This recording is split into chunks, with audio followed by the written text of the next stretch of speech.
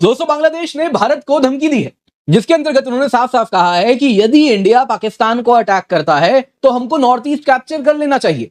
अब दोस्तों शायद आपको ये शब्द सुन के काफी बचकाना लगे, लेकिन दोस्तों मैं बड़ी जिम्मेदारी के साथ यहां पे जब कह रहा हूं बांग्लादेश ने ऐसा कहा है, तो जी हां दोस्तों, ये करंट रूलिंग डिस्पेंशन से एसोसिएटेड हाई प्रोफाइल व्यक्ति है जिन्होंने ये कहा है। भारत ने हालांकि बांग्लादेश बॉर्डर पे अलर्ट भी इशू कर दिया है। दोस्तों यहां जिसकी बात हो रही है वो अगर आप देखें तो ये व्यक्ति है जिसको आप तस्वीर में देख रहे हैं। ये दोस्तों फजलुर रहमान है। ये मेजर जनरल, हालांकि रिटायर्ड है। आप सोचेंगे रिटायर्ड व्यक्ति है तो अब कुछ भी बोले क्या फर्क पड़ता है, नहीं, ये आज भी बहुत इन्फ्लुएंशियल है। इस वक्त अगर आप देखें तो ये चेयरपर्सन है national independent commission of the inquiry probing the 2009 Bangladesh rifles massacre. जी हाँ दोस्तों, अगर आप देखें तो ये सुप्रीम कोर्ट के जज का दर्जा पाए हुए हैं और इतने ही खास है कि यूनुस ने स्वयं इनको चुन के अपॉइंट किया है और इस व्यक्ति ने इस प्रकार की बात कही है।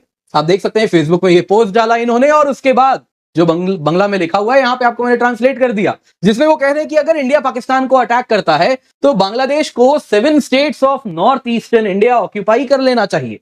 ये नेसेसरी है अभी कि हम डिस्कशन स्टार्ट करें चाइना के साथ कि कैसे एक जॉइंट मिलिट्री अरेंजमेंट किया जाए इस रिगार्ड में।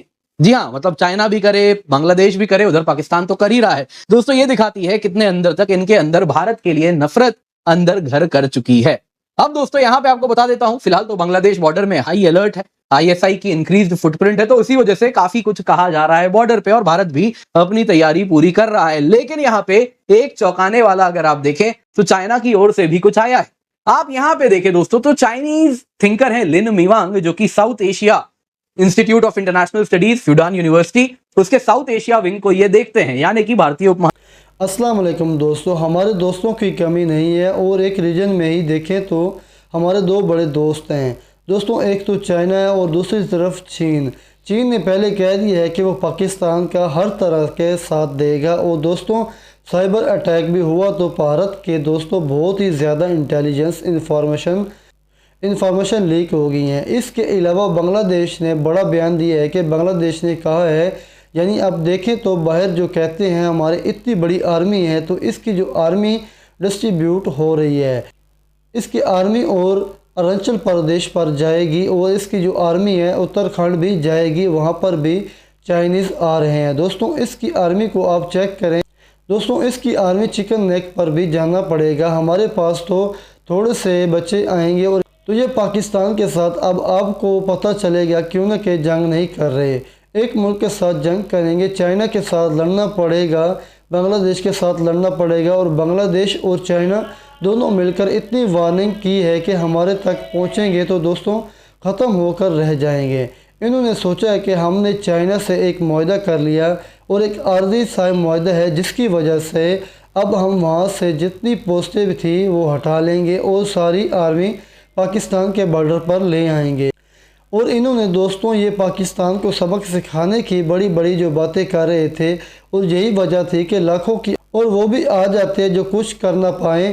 लेकिन यहाँ पर देखें तो चाइना ने अपनी स्केलेशंस बिल्कुल भी कम नहीं की। चाइना ने इसी जगह पर 5th जनरेशन J-20 लगा रखे हुए हैं। इसके अलावा चाइना एक और काम किया है कि S-400 वहाँ पर लगा दिए हैं। आर्मी अपनी नहीं हटाई और ना इन्होंने अपनी आर्मी इसे हटाई है और देखें तो बेगी बिल्ली बने हुए और दोस्तों अपने ही भारतीयों का गुस्सा ठंडा करने के लिए नए नए बिल आ रहे हैं, जिसकी वजह से ये होगा कि जो नौकरियां आएंगी वो कास्ट के मुताबिक इनमें कोटा होगा, यानी कि कोटा सिस्टम एक इन्होंने बिल लाया है। और पाकिस्तान पर पहलगाम हमले में सारी की सारी तवज्जो लोगों के फेरने की कोशिश करती है और देखें तो अब ये रोना धोना शुरू कर चुके हैं कि वो बांग्लादेश ने एंट्री मारकर ये कह दिया है कि हमला करो, हम आपके यहाँ पर हमला करके पूरे सांस और रियासतों पर कब्जा कर लेंगे।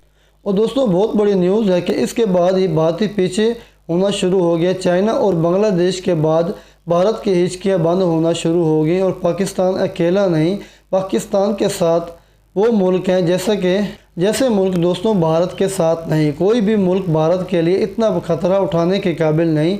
वो ये कह रहे हैं कि हम भारत पर इस जानिब से हमला करेंगे जैसे कि चाइना और बांग्लादेश पाकिस्तान के साथ। वो कहां से आ रहा है वो भी आपको मैं बताऊंगा। फिलहाल दोस्तों इतना जानिए, इन्होंने कहा कि हमें चाइना के साथ कुछ सेटिंग बैठानी होगी कि हम नॉर्थ ईस्टर्न इंडिया में कुछ करें। दोस्तों अभी जिनको आप देख रहे हैं तस्वीर में, ये एक जमाने में 2001 की बात है, बांग्लादेश राइफल्स को हेड किया करते थे। दोस्तों आज के वक्त में बांग्लादेश में कोई बांग्लादेश राइफल्स नहीं है, आज क्या है, बॉर्डर गार्ड्स बांग्लादेश। दोस्तों इसकी कहानी है, ये बांग्लादेश राइफल से बॉर्डर गार्ड्स बांग्लादेश कैसे बना। तो दोस्तों होता क्या है ना, 2001 में बांग्लादेश राइफल्स और बीएसएफ यानी भारत की बीएसएफ उधर बांग्लादेश राइफल्स, दोनों में अगर आप देखें तो एक मुठभेड़ होता है। और उसके बाद अगर आप देखें तो हमारे 16 बीएसएफ पर्सनल को बांग्लादेश राइफल्स के लोग मार देते हैं। उस वक्त यही आदमी था जो बांग्लादेश राइफल्स को हेड किया करता था।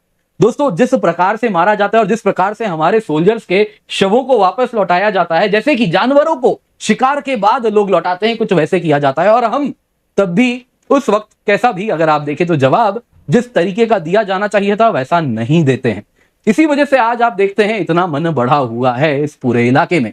खैर उसके बाद क्या होता है दोस्तों, 8 साल बाद 2009 में यही बांग्लादेश राइफल्स के जो सोल्जर्स होते हैं ये विद्रोह कर देते हैं। ये कहते हैं कि देखिए होता क्या है ना, बांग्लादेश राइफल्स में जो नीचे की कांस्टेबुलरी होती है, जो सोल्जर्स होते हैं, जो नॉन कमीशन्ड होते हैं, वो सभी के सभी डायरेक्ट हायर होते हैं, लेकिन इनके जो अफसर आते हैं वो बांग्लादेश की फौज से आते हैं। और वो कहते हैं कि बांग्लादेश की जो फौज के जो अफसर हैं हमारे साथ व्यवहार ठीक नहीं रखते, जिस वजह से उन लोगों ने विद्रोह कर देते हैं। और हजारों की तादाद में वो जो ढाका का हेडक्वार्टर है वहां से कोच से वेपन्स निकालते हैं और जो दिखता है फौजी उसे मारते जाते हैं, उनके परिवारों को भी मार दिया जाता है। इस प्रकार से एक भयानक म्यूटिनी वहां पर होती है। जो भी है दोस्तों, काफी खून बहाने के बाद करीब 57 आर्मी ऑफिसर्स मारे जाते हैं, उनके परिवार के भी करीबन 15-20 लोग मारे जाते हैं। उसके बाद जाके कहीं ना कहीं ये खून खराबा रुकता है और उसके बाद बॉर्डर गार्ड्स बांग्लादेश, इस प्रकार की म्यूटिनी के बाद बांग्लादेश राइफल बंद हो जाता है, बॉर्डर गार्ड्स बांग्लादेश बन जाता है। उसके बाद क्या होता है दोस्तों, एक इंक्वायरी कमीशन बैठती है, शेख हसीना के दौर में बैठती है वो, और उसमें कहीं ना कहीं जो है सजा दे दी जाती है। लेकिन अब जब यूनुस आए हैं वो कह रहे हैं नहीं, शेख हसीना के दौर में जो इंक्वायरी कमीशन हुई थी वो ठीक नहीं हुआ था, इसको रीओपन करवाया जाता है। जी हाँ दोस्तों, और इसीलिए बनाई जाती है यूनुस के द्वारा दिसंबर 2024 में national independent commission of inquiry, जिसके द्वारा वो कहते हैं कि इस 2009 की पैरामिलिट्री म्यूटिनी को री इन्वेस्टिगेट कीजिए, इसमें फॉरेन हैंड था, है ना दोस्तों। वहां पे क्या है, बेसिकली वहां की एक मीडिया आउटलेट भी है, कुछ भी बुरा होता है पाकिस्तान में, बांग्लादेश में, वो कहते हैं जी ये तो भारत करता है, फॉरेन हैंड यानी उनके लिए भारत है। तो उनकी लोकल मीडिया आउटलेट अमर देश पत्रिका कहती है नहीं, ये तो RNAW ने किया है। 2009 में कई RNAW के ट्रेंड असैसिन्स आए थे, वो एथलीट के भेस में, पेशेंट्स के भेस में आए थे और ये सब कांड करके अगले दिन प्लेन पकड़ के चले जाते हैं अगली फ्लाइट से। मतलब ऐसा थोड़ा ही होता है कि ये कांड हो रहा है तुम्हारे यहाँ, दूसरे दिन वो सब प्लेन पकड़ के चले जा रहे हैं। कुछ तो कहानी बनाओ। लेकिन ये जो कहानी चलाई जाती है अगर आप देखें तो रहमान जो यहाँ पे आप देख रहे हैं, जो इतना वैमनस्य भरे हुए हैं मन में, वही इस कहानी को मानते हैं और इसी कहानी के साथ वो कहते हैं मैं ये कसम ले देता हूं, वचन दे रहा हूं बांग्लादेश को कि ये जो हुआ है फॉरेन हैंड जो था वो कॉन्स्पिरेसी को मैं ओपन करवाऊंगा और इसमें जिसका भी हाथ है उसको मैं सबके सामने रखूंगा। अब दोस्तों इस प्रकार की बातें इनको लगता है ये करके कुछ ज्यादा ही होशियार बन रहे हैं, लेकिन सच्चाई सब जानते हैं। अब यहां पे दोस्तों यूनुस, अब आप सोचेंगे कि क्या रखा है इस व्यक्ति में। दोस्तों ये यूनुस के बड़े खास हैं। आपको मैं बताना चाहूंगा ये जो पोस्ट है इसको लाइक करने वाले इसी के fellow commission member Shahnawaz Khan Chandan भी हैं। ये दोस्तों इस्लामिक स्टूडेंट्स ग्रुप, इस्लामी छात्र शिविर, सुना होगा आपने, पूरा का पूरा विद्रोह में उसी का हाथ था, तो वो उसका फॉर्मर मेंबर है। इतना ही नहीं, ये अगर आप देखें तो ढाका में जगन्नाथ यूनिवर्सिटी है। जी हाँ दोस्तों, कभी ये बहुत पुरानी यूनिवर्सिटी है, 1800 के आसपास की। तो उस वक्त अगर आप देखें तो जगन्नाथ यूनिवर्सिटी इसलिए वैसा नाम है। तो दोस्तों उस वक्त की जो यूनिवर्सिटी है उसका ये असिस्टेंट प्रोफेसर है और ये यूनुस का खास है। आप सोच सकते हैं यूनिवर्सिटी से ही प्रोटेस्ट हो रहा है, इस्लामिक छात्र शिविर से जुड़ा है जिसने प्रोटेस्ट किया है, तो एक प्रकार का मास्टरमाइंड था। तो ये यूनुस का बड़ा खास आदमी है। तो ये दोनों, एक पोस्ट लिख रहा है, दूसरा उसे लाइक कर रहा है, तीनों यूनुस के साथ बैठते हैं। तो यूनुस के मन में जो चल रहा है वो कुछ अलग नहीं है, एग्जैक्टली यही है। आपने तो सुना भी था, यूनुस ने तो खुद कहा था नॉर्थ ईस्ट के बारे में, है ना, मैं guardian of the ocean, north east हमारी अनुकंपा पे निर्भर करता है, उसी से चलता है। उसके बाद उनको कहीं ना कहीं होश उनके उड़ाए गए थे, लेकिन अभी भी ये सब कुछ ना कुछ बोल रहे हैं। लेकिन यहाँ पे देखिए बांग्लादेश के सरकार ने कह दिया, ये फजलुर रहमान जो कह रहे हैं हमारा उससे कोई लेना देना नहीं। प्रेस सेक्रेटरी शफीकुल आलम ने कहा ये जो इंटरिम गवर्नमेंट का कोई लेना देना नहीं है। Major general retired Fazlur Rahman ने जो कहा, बांग्लादेश सभी देशों की सोवरेनिटी को रिस्पेक्ट करता है, इंडिपेंडेंस को रिस्पेक्ट करता है and aspects the same from others. क्या समझ रहे हैं इससे दोस्तों? ये पाकिस्तान के लिए सपोर्ट है। आज जब बात हो रही है ना, भारत जब कह रहा है कि पाकिस्तान में आतंकवाद की जो फैक्ट्री लगाए बैठा है उस फैक्ट्री को बंद करना है, पाकिस्तान की टेरिटरी में घुस के मारना है, तो ये उसके लिए लाइन आ रहा है कि हम सबकी सोवरेनिटी को रिस्पेक्ट करते हैं और यही उम्मीद करते हैं आप भी करें। दोस्तों यहां पे भी अगर आप देखें, और बाकी ये क्या लाइन है कि वो जो उनका पर्सनल स्टेटमेंट है हमें कोई लेना देना नहीं है, ये दोस्तों बड़ा सॉफ्ट स्टैंस है। इस प्रकार की बात अगर आपके यहां कोई रिस्पॉन्सिबल आदमी कह रहा है तो अगर डर है तो तुरंत का तुरंत उसे सैक किया जाता। लेकिन कहीं ना कहीं यूनुस इन लोगों को मजबूत करना चाह रहे हैं। यूनुस चाह रहे हैं कि ये लोग और ज्यादा रेडिकलाइज करें, जिससे आने वाले चुनाव में कुछ फायदा उठाया जाएगा। अब आते हैं दोस्तों चाइना पाक नेक्सस पे। फजलुर रहमान ने भी क्या कहा कि चाइना पाकिस्तान बांग्लादेश कुछ ज्वाइंट मैकेनिज्म बनाया जाए। अब जरा देखते हैं चाइना से क्या आया। चाइना के दोस्तों अगर आप देखिए, Fudan university centre for South Asian studies, उनके लिन मिवांग है जो कि वहां पे प्रोफेसर है, उन्होंने एक आर्टिकल पब्लिश किया। उस आर्टिकल में इन्होंने क्या लिखा है जरा सुनिए। वो अपने लोगों को, चाइनीज लोगों को बताना चाह रहे हैं और उससे कहीं ना कहीं ग्लोबल ओपिनियन बनाना चाह रहे हैं और दुनिया को बताना चाह रहे हैं। जरा सुनिए क्या कह रहे हैं। ये पॉसिबल है कि भारत एक small scale low intensity military operation Pakistan के खिलाफ करेगा और कुछ हाई प्रोफाइल टारगेट को चुन के उसमें अंजाम दिया जाएगा। यह इसलिए किया जाएगा क्योंकि डोमेस्टिक पॉलिटिकल नीड्स उसके अनुसार हैं और सेटिस्फाई करने के लिए करना पड़ेगा। लेकिन इंटरनेशनल पर्सपेक्टिव से कोई भी देश भारत के इस प्रकार के पाकिस्तान के सप्रेशन को सपोर्ट नहीं करता। इंपॉर्टेंटली चाइनीज ट्रूप्स वहां पर बैठे हैं 2020 से, अगर आप देखें तो कश्मीर में बैठे हैं, और वो लिख रहे हैं तो इंडियन कंट्रोल्ड कश्मीर। खैर उनका वो अपना प्रोपेगेंडा है, जो भी है वो कह रहे हैं कि वहां पे बैठे हैं। अगर आप देखें तो चाइनीज ट्रूप्स हैं जो कि कश्मीर के पास में बैठे हुए हैं, बेसिकली लद्दाख वाले इलाके की बात ये करना चाह रहे हैं। और फिर बड़े प्यार से सुनिए क्या कह रहे हैं कि ये यहां पे बैलेंस मेंटेन करने के लिए है, इस रीजन में पीस बना रहे, इसके लिए बहुत जरूरी है कि वहां पे वो बैठे रहें। इंडिया को चाइना के इंटरेस्ट को, सेंटिमेंट्स को कंसिडरेशन में लेना पड़ेगा। यानी कि कहना चाह रहे हैं कि देखिए जी, हमारी जो फौज वहां बैठी है वो पाकिस्तान अलग थलग ना पड़ जाए, अकेला ना हो जाए, इसलिए उसके सपोर्ट में बैठी है।